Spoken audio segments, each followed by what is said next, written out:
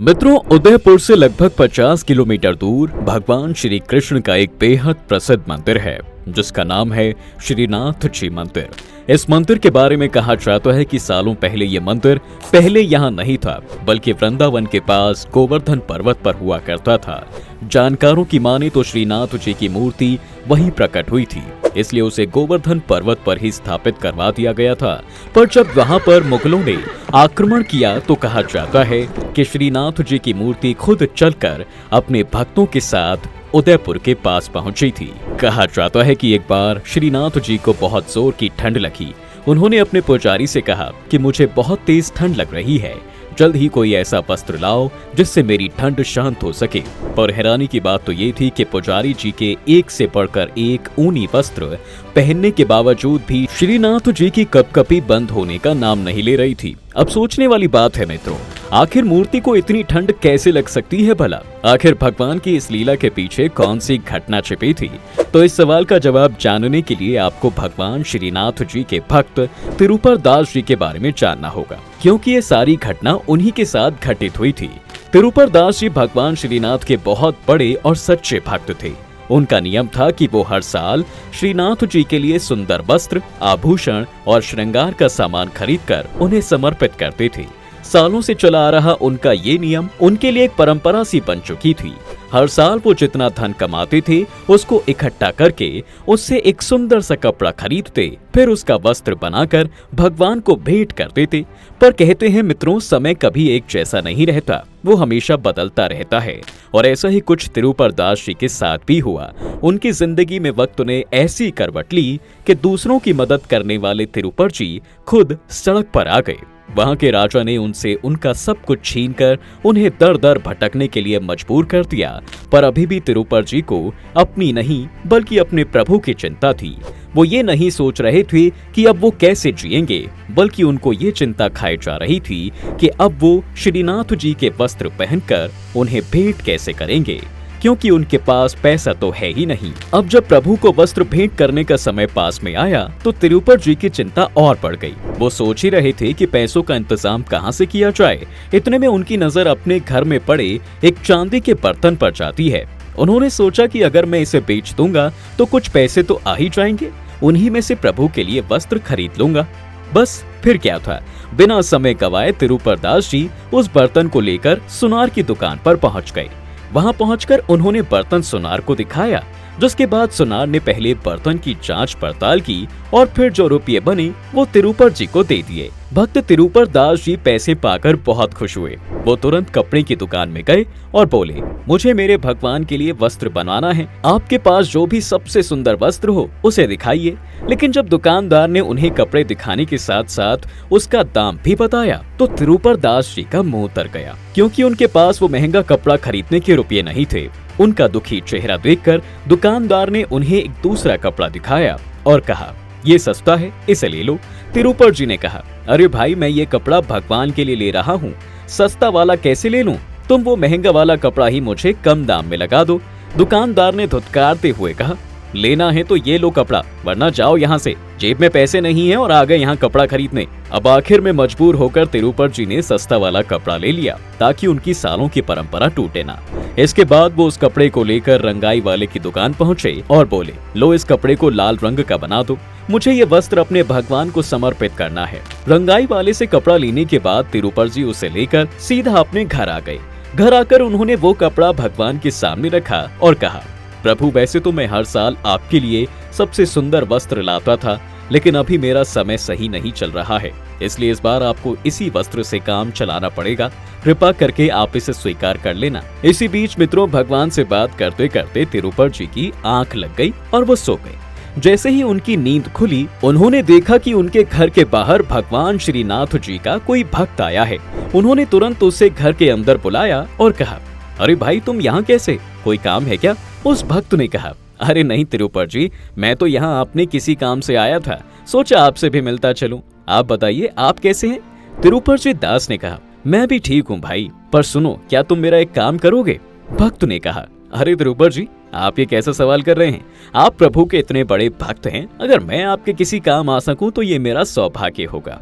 ये सारी बातें सुनकर तिरुपर जी बहुत खुश हुए। उन्होंने उसे कपड़े का थान देते हुए कहा, इसे जाकर श्रीनाथ जी के मंदिर में दे देना, पर याद रहे अगर तुमसे कोई कुछ इस कपड़े के बारे में पूछे तो उसे मेरा नाम बताने की गलती ना करना, वरना विट्ठल नाथ जी इसे भगवान को भेंट कर देंगे। और मैं नहीं चाहता कि ऐसा हो, क्योंकि मैं हर साल भगवान को सुंदर कपड़े ही अर्पित करता था, लेकिन पैसों की तंगी के चलते इस बार मुझे उन्हें ये सस्ता कपड़ा ही देना पड़ रहा है। तुम जाकर ये कपड़ा कोठार में जमा कर देना, इससे मेरा नियम भी नहीं टूटेगा और न ही मुझे प्रभु के आगे शर्मिंदा होना पड़ेगा। तिरुपर जी की सारी बात मानकर भक्त वो थान का कपड़ा लेकर श्रीनाथ जी के मंदिर पहुंच गया।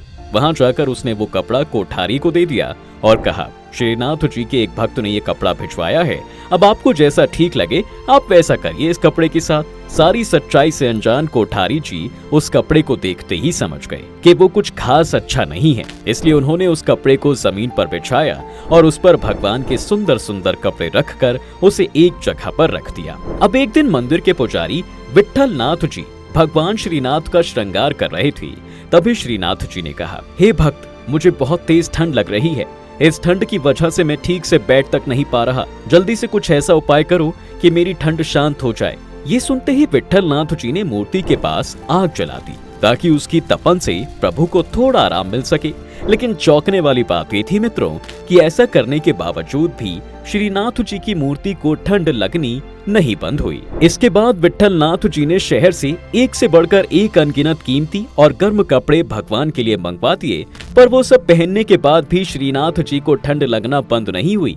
आखिर में हार मानकर विट्ठल नाथ जी ने प्रभु से पूछा, भगवान आप ये कौन सी लीला कर रहे हैं, मुझे तो कुछ समझ नहीं आ रहा, आप ही बताइए आपकी ये ठंड कैसे शांत होगी। भगवान श्रीनाथ बोले, कुछ दिनों पहले मेरे भक्त ने मेरे लिए एक वस्त्र भिजवाया था, कोठारी ने उस वस्त्र को जमीन में रखकर उसका अपमान किया है, अब जब वही वस्त्र मुझे उड़ाया जाएगा तभी मेरी ठंड शांत हो पाएगी। विट्ठल नाथ जी तुरंत भागे भागे कोठार गए और कोठारी से पूछने लगे, क्या कुछ दिन पहले कोई भगवान के लिए वस्त्र लेकर आया था? कोठारी ने कहा, हाँ कुछ दिन पहले एक भक्त तिरुपर दास जी के गांव से एक वस्त्र लेकर आया तो था, पर वो कुछ खास अच्छा नहीं था, इसलिए मैंने उसे जमीन पर बिछाकर उसमें प्रभु के बाकी कपड़े रख दिए हैं। विट्ठल नाथ जी ने उस वस्त्र की तरफ देखा और कहा, क्या यही वो वस्त्र है? कोठारी ने कहा, हाँ पुजारी जी यही वो वस्त्र है। विट्ठल नाथ जी ने तुरंत उस वस्त्र को उठाया और दर्जी के यहाँ भेजकर कहा, इस कपड़े को तुरंत भगवान के लिए सिलकर एक अंगरखा बना दो,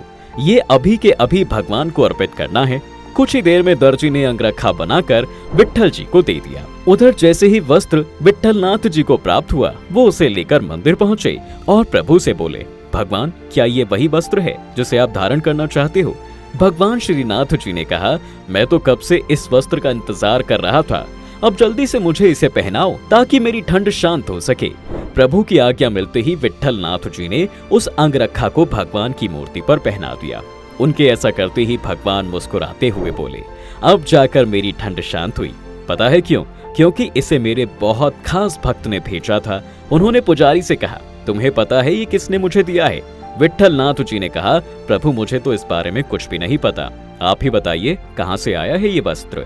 तब भगवान की मूर्ति विट्ठल नाथ जी से बोली, ये वस्त्र मेरे प्रिय भक्त तिरुपर दास जी ने मेरे लिए भेजा है। वो नादान संकोच कर रहा था कि वो इस वस्त्र को मुझे कैसे भेंट करे, इसलिए उसने कोठार में रखवा दिया था इस वस्त्र को।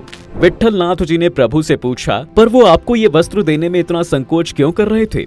आखिर इसके पीछे क्या वजह थी भगवान? श्रीनाथ जी ने कहा, वो हर साल श्री चरणों में महंगे से महंगे वस्त्र समर्पित करता था, लेकिन इस बार पैसे ना होने के कारण उसे ये सस्ता और सादा वस्त्र लेना पड़ा, बस इसीलिए वो इसे सामने नहीं ला रहा था। भगवान विट्ठल नाथ जी बोले, तुम अभी के अभी उसके पास जाओ और उसे मेरे सामने लेकर आओ। भगवान का आदेश मिलते ही विट्ठल नाथ जी तुरंत तिरुपर दास जी के यहाँ गए और उन्हें लेकर भगवान श्रीनाथ के सामने लाकर खड़ा कर दिया।